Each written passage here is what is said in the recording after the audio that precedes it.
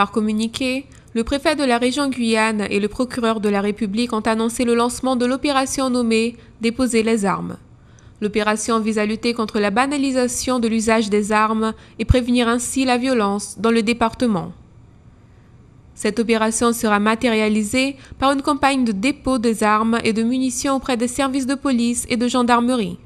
En contrepartie de ce dépôt volontaire, aucune sanction administrative ou judiciaire ne sera engagée contre les personnes qui déposeront une ou plusieurs armes et leurs munitions de leur propre initiative. La préfecture rappelle que le port et le transport d'armes sur les voies publiques sont interdits. L'usage des armes, y compris de chasse, est interdit dans les zones urbaines et à moins de 100 mètres de toute habitation. Le dernier point épidémiologique sur le chikungunya a été publié. Ce bulletin a pour but de présenter l'évolution de l'épidémie aux Antilles et en Guyane. Saint-Martin, où les premiers cas ont été identifiés, plus de 2800 cas évocateurs sont présentés. 790 cas probables ou confirmés et 3 décès. Selon l'Agence régionale de santé, la situation se stabilise sur l'île, ainsi qu'à Saint-Barthélemy, où 135 cas probables ou confirmés ont été publiés dans ce dernier point épidémiologique. En Martinique, il a été estimé une augmentation de 15% dans le nombre de nouveaux cas par rapport à la semaine précédente. Le département, qui connaît plus de 11 000 cas évocateurs et 1284 cas probables ou confirmés, ainsi que 2 décès, est placé en troisième phase d'accélération et généralisation de l'épidémie. En Guadeloupe, une augmentation du nombre de cas évocateurs diagnostiqués a aussi été confirmée. Entre les 2 dernières semaines du mois de mars, les Guadeloupéens ont connu une augmentation de 58%, soit 467 nouveaux cas estimés en semaine. La Guadeloupe connaît 2737 cas évocateurs, 802 cas probables ou confirmés et un décès. Elle est placée en phase 2 de l'épidémie avec une chaîne localisée de transmission. Placés dans la même phase, nous retrouvons notre département. La Guyane présente 34 cas confirmés, 23 autochtones et 11 importés. Le seul foyer actif identifié actuellement est celui de Kourou, où 64% des cas ont eu lieu. Mais des investigations sont en cours aussi à Matoury. D'autres cas autochtones ont été recensés à Cayenne, Rémière-Montjoly, Makouria et Matoury. En Guyane, la circulation du virus est considérée modérée et pour éviter sa propagation, la seule solution est de se protéger des piqûres de moustiques et détruire les gîtes larvaires.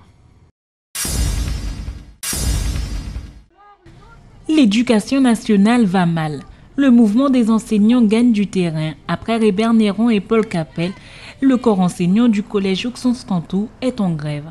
Les revendications des enseignants portées par les syndicats SGEN, CDTG, CFDT portent sur 3 points. La vétusté des locaux et des conditions de travail laissant à désirer, un budget de fonctionnement insuffisant, la diminution de la dotation globale horaire prévue pour la rentrée prochaine. Cette dernière correspond au volume d'heures attribué par l'établissement, décidé par le rectorat. Une diminution qui entrera en vigueur en septembre et qui devrait faire perdre 3 classes au collège Auxonce-Cantou et donc surcharger les restantes. Le rectorat s'est dit lui aussi victime de restrictions budgétaires. Les cours n'ont pas été assurés hier et la grève a été reconduite après que les enseignants aient rencontré le vice-président du conseil général, Hubert Cantou. Le collège Paul Capel reste fermé. Hier, les professeurs ont voté le maintien de leur droit de retrait. Une véritable crise que traversent les collèges de Guyane. Le créole est la langue qui unit les différentes nationalités présentes dans le département. Mais ce n'est pas qu'en Guyane que l'on parle ce créole. De l'autre côté de la frontière, à 24 km de la ville d'Oyapock, les membres de la tribu amérindienne des Caripuna trouvent aussi leur histoire liée à cette langue. Et c'est dans le but d'échanger sur les origines de ce créole, son importance et ses différences de chaque côté de la frontière qu'une conférence débat a eu lieu hier soir dans les locaux de la région Guyane. Eh bien, pour moi, l'importance de l'échange, c'est d'abord un échange culturel, c'est un échange interamazonien, c'est un échange linguistique, c'est un échange pédagogique, puisqu'il s'agit de faire l'école aussi. En tant que professeur de créole, ça m'intéresse de savoir comment eux, là-bas, à Kouripi, ils apprennent à leurs enfants à parler créole. Et ce qui est intéressant de noter, c'est que dans plusieurs villages de la région de Kuripi, dès la maternelle, les élèves sont éduqués, enfin sont instruits en créole. Et c'est progressivement après vers les 6 ans, qu'ils passent progressivement du créole au portugais. Donc c'est très intéressant pour nous d'avoir cette approche, d'avoir cette expérience. Implantée le long de la rivière Kuripi, sur la partie autrefois française de l'Amapá, la communauté amérindienne Caripuna a gardé la langue créole de son passé. Dans le but de valoriser ce passé, le créole est pratiqué et enseigné dans les écoles. La tribu des Caripuna où je vis a comme une de ses langues mères le créole, héritage de l'échange entre les Amérindiens de l'époque et les créoles venus de Guyane. Pelos invasores, principalmente pelos crioulos franceses. L'objectif de ce voyage est surtout de découvrir l'origine de la langue, amener l'histoire à l'école de la commune pour que les enfants aient accès à l'origine de leur langue.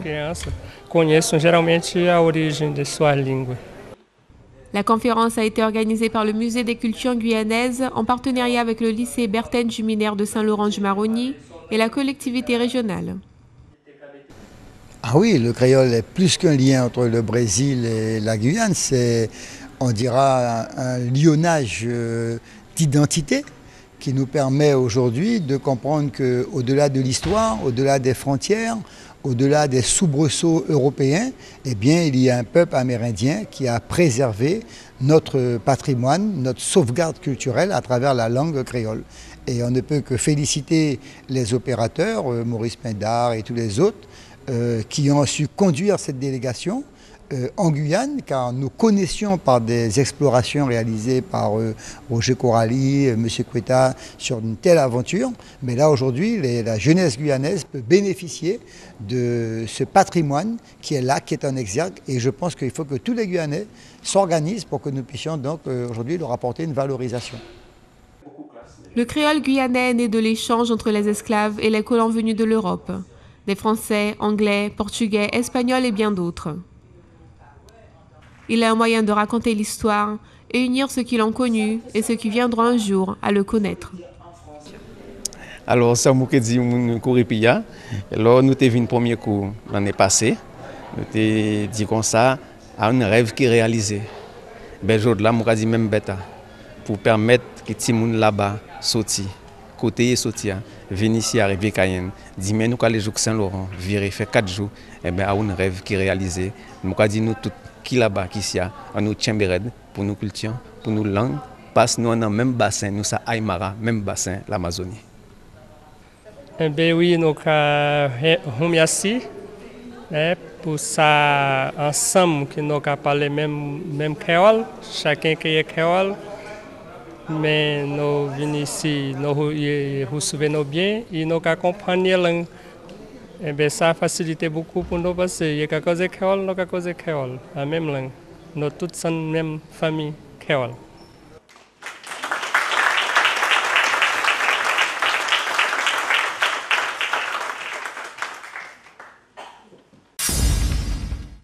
Dominique Rocheteau, l'ancien footballeur de l'AS Saint-Étienne durant la deuxième moitié des années 70, l'Ange Vert, vedette du Paris Saint-Germain, membre de direction du club de Saint-Étienne, est en Guyane. Non pas pour visiter la région, mais pour la finalisation d'un projet de partenariat entre le club de l'AS Saint-Étienne et la Ligue régionale de football appuyée par la région de Guyane. C'est que nous, on est un club professionnel, mais on est un club surtout formateur. Et nous, on se doit de former des jeunes joueurs, des très bons jeunes joueurs, pour rivaliser avec les grosses écuries que sont Paris, Monaco, Lyon, Marseille. Donc il faut qu'on ait vraiment une politique de formation. Je pense que c'est ce qu'on fait depuis pas mal d'années. On a transféré notamment récemment de très bons jeunes joueurs dans des grands clubs européens comme Chelsea, comme le Dortmund. Donc ça veut dire que le club de Saint-Étienne travaille très bien. Et l'idée, c'est de découvrir bien sûr des très bons jeunes joueurs en Guyane, et je sais qu'il y en a. L'objectif de ce partenariat est d'une part de favoriser le passage de jeunes joueurs guyanais prometteurs vers le centre de formation du club stéphanois, et d'autre part de permettre la formation de cadres techniques locaux par des membres du staff d'EVA. C'est l'occasion de développer l'image de Saint-Étienne en Guyane, mais aussi bien sûr d'offrir l'opportunité au club d'être le premier à repérer les futurs talents du ballon rond. C'est une bonne nouvelle pour le football guyanais. C'est une convention qui va nous permettre d'atteindre au moins 2 objectifs. Permettre d'avoir un réseau complètement identifié qui permettra à nos gamins de partir en essai dans un club UP comme la Saint-Étienne. Donc, sachant que nous étions complètement isolés en la matière, des gamins qui sont de l'Hexagone, en la proximité des clubs professionnels, en cette proximité qui permet d'avoir cet espoir un jour, si on a le talent, de pouvoir entrevoir une carrière professionnelle. En signant ce partenariat, on donne cette chance-là à nos gamins, puis surtout à ceux qui n'ont pas obligatoirement les moyens de pouvoir, s'ils ont le potentiel, accéder à une telle carrière. Et puis ensuite, la deuxième opportunité, c'est la formation des cadres, puisque le partenariat prévoit également un échange avec la Saint-Étienne en matière de formation des cadres. Donc c'est une chance pour nos cadres guyanais. Le tout, normalement, doit nous permettre de nous structurer, de faire un travail beaucoup plus structurant, beaucoup plus en profondeur au niveau de la formation, de la détection et puis du suivi de nos jeunes joueurs depuis les U13 jusqu'au niveau des U20. Un partenariat gagnant-gagnant s'inscrivant pleinement dans la politique régionale visant à faciliter l'accès au haut niveau des jeunes sportifs les plus prometteurs et à contribuer à la structuration des ligues sportives régionales. Il n'en aura fallu que 48 minutes à Manuel Valls pour enfiler définitivement son costume de Premier ministre, contrairement à Jean-Marc Ayrault qui avait présenté un discours inaugural de 90 minutes. Reprenant à son compte certains des engagements du président de la République, tels que les pactes de responsabilité et solidarité, Manuel Valls réussit que l'Assemblée nationale lui concède le vote de confiance. 306 députés ont accordé leur confiance, 239 ont voté contre. Sans doute, les mesures qui ont attiré le plus d'attention sont celles concernant les entreprises, l'emploi et l'économie du pays. Suppression des cotisations patronales sur le SMIC à partir de l'année 2015, réduction des impôts de production, ainsi que sur les contributions sociales qui devront finalement être supprimées entièrement en 3 ans. Le but serait vraiment de convaincre les Français à faire à nouveau confiance au gouvernement. Trop de souffrance, pas assez d'espérance, telle est la situation de la France. Beaucoup de nos compatriotes n'y croient plus et ils ne nous entendent plus. La parole publique est devenue pour eux une langue morte. Et puis il y a aussi cette exaspération quant à la feuille de paie déjà trop faible. S'ajoute la feuille d'impôt trop lourde. Enfin, je veux rendre ici hommage à Jean-Marc Ayrault. Il a agi avec droiture. Je dirai donc la vérité aux Français. Je la leur dois. Au niveau du SMIC, les cotisations patronales à l'URSSAF seront entièrement supprimées au 1er janvier 2015. 0 charge pour l'employeur d'un salarié payé au SMIC. Je propose de réduire de moitié le nombre de régions dans l'Hexagone. Et la France a cette même grandeur qu'elle avait dans mon regard d'enfant, la grandeur de Valmy, celle de 48, la grandeur de Jaurès, de Clémenceau, de Gaulle, la grandeur du Maquis. Et c'est pourquoi j'ai voulu devenir français et être Premier ministre du gouvernement de la France est un immense honneur pour moi. Ne rétrécissons pas la France. Ne rétrécissons pas ses rêves. Et je vous demande, le cœur battant pour la France, de m'accorder votre confiance pour qu'ensemble, cette confiance, nous la rendions aux Français.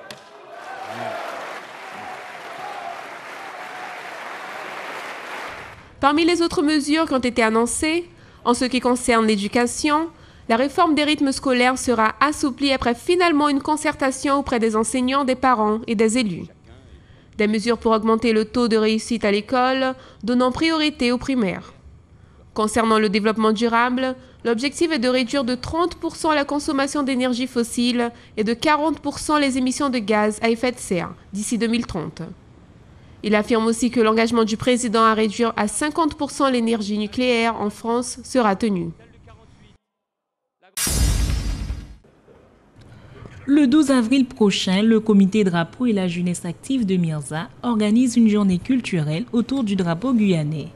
L'occasion pour le comité de relancer une nouvelle fois sa campagne en faveur de l'adoption du drapeau par l'ensemble des institutions publiques de Guyane. Développer une prise de conscience au sein de la population autour de l'intérêt d'être unis pour mener de front le challenge du développement économique. Ce que j'adore de cette journée, c'est que déjà toutes les municipalités puissent mettre ce drapeau sur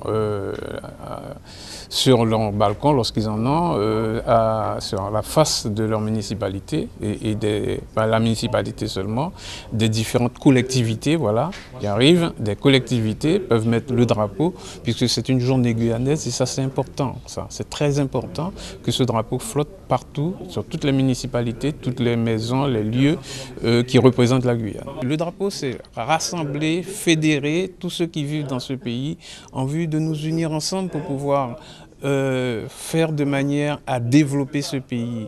Et le développement de ce pays passera par ça, par l'ensemble des gens, par l'ensemble des peuples vivant dans ce pays. Et par rien d'autre. Si nous ne nous unissons pas, si nous ne sommes pas ensemble, nous n'allons jamais pouvoir et personne ne pourra développer ce pays à notre place et pour nous. Le drapeau de la Guyane a été créé à Sinamari en 1967, à l'occasion du premier congrès de l'UTG, l'Union des travailleurs guyanais.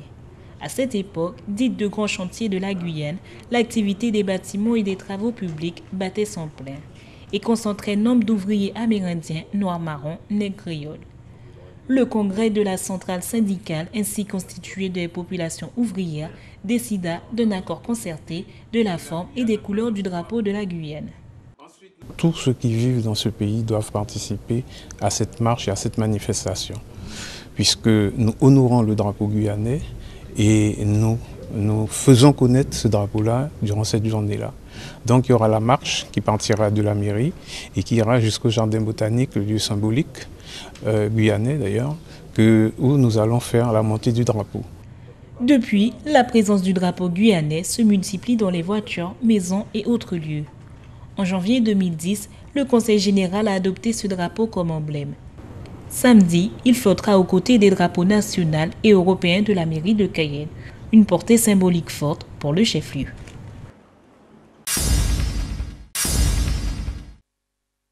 Après 60 ans de service rendu, hier en début d'après-midi, le bureau de poste de Sépérou a fermé ses portes définitivement. Ces services seront très prochainement disponibles dans le nouveau bureau au boulevard Jublin. L'ancien bâtiment de la librairie AJC subit actuellement des transformations pour accueillir le personnel et les distributeurs de la banque postale.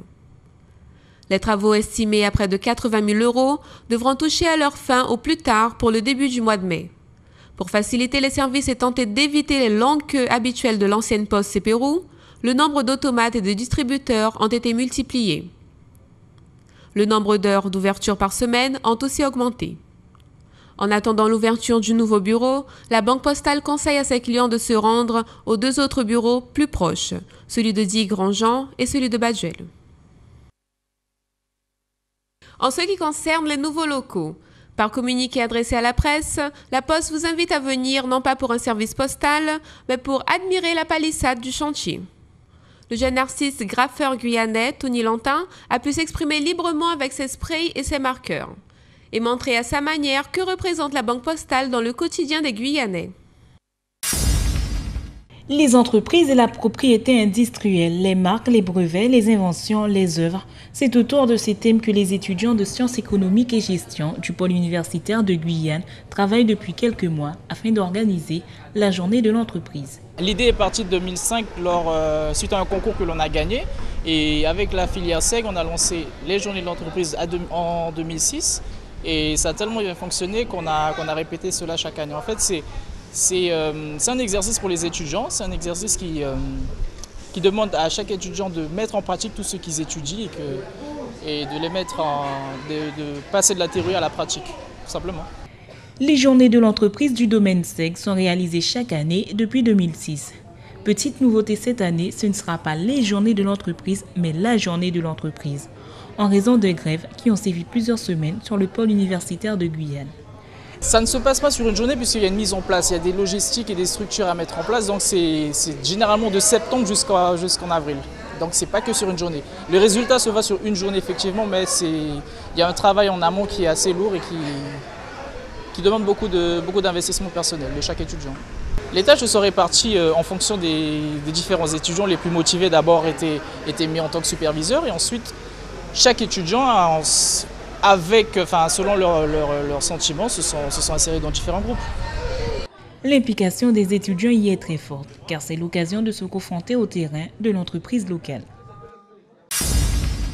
Les palmiers sont présents dans le quotidien des Guyanais, au bord des routes ou sur les places. Des arbres centenaires qui font partie du scénario et qui passent souvent inaperçus malgré leurs plusieurs mètres d'auteur. Dans le but d'attirer l'attention sur ces arbres, les archives départementales de Cayenne accueillent l'exposition intitulée « Les palmiers de Guyane, usages et propriétés ».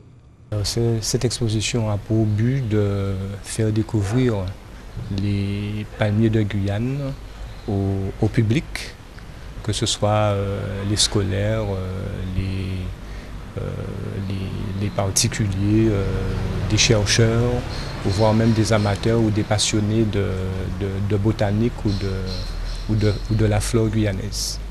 Parce que les palmiers royaux que nous connaissons ici et que nous avons juste à côté, tout près de nous là, ce sont des palmiers originaires du Venezuela en fait, donc de l'Amérique du Sud. Voilà, ce sont des palmiers multiséculaires qui ont vu beaucoup d'événements se dérouler à Cayenne et dans toute la Guyane. La richesse que les palmiers peuvent nous apporter, quoi.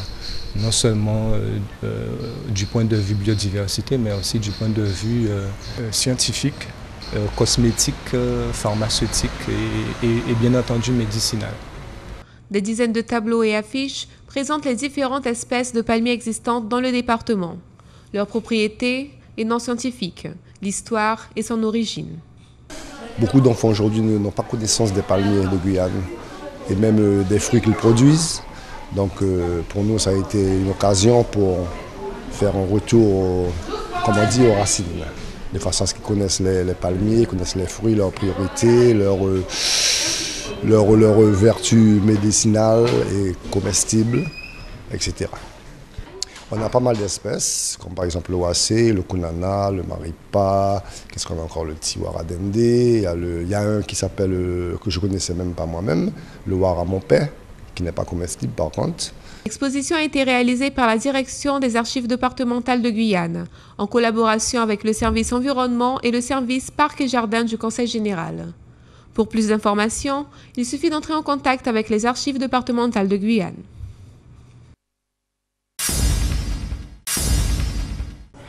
Ils étaient 12 à participer au concours d'éloquence organisé par l'Association des étudiants en droit.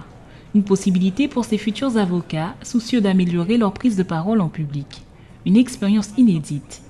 Je suis inscrite à ce concours parce que c'est le premier concours d'éloquence qui a eu lieu à l'université Antilles-Guyane, bientôt Université Guyane. Et j'ai voulu accompagner ces étudiants, ces organisateurs dans l'éloquence, c'est-à-dire dans l'excellence. L'association entend cultiver l'art de la parole en permettant à chacun de développer ses talents oratoires. La Corporation des étudiants en droit a organisé la première édition du concours d'éloquence. Donc le concours d'éloquence, c'est un exercice oral de prise de parole en public en fait. Et ce type de concours constitue un véritable exercice pour ceux qui souhaitent embrasser la carrière d'avocat ou bien même s'investir en politique parce qu'on sait très bien que l'éloquence et la politique sont deux choses qui sont étroitement liées. Don naturel de l'homme cultivé selon Cicéron, l'art de la parole et de la persuasion est une compétence aussi essentielle aux futurs juristes qu'elle ne l'était à l'éducation du citoyen grec. Cette première édition a été un franc succès dont les discours résonnent encore entre les murs de l'amphithéâtre C du pôle universitaire de Guyane.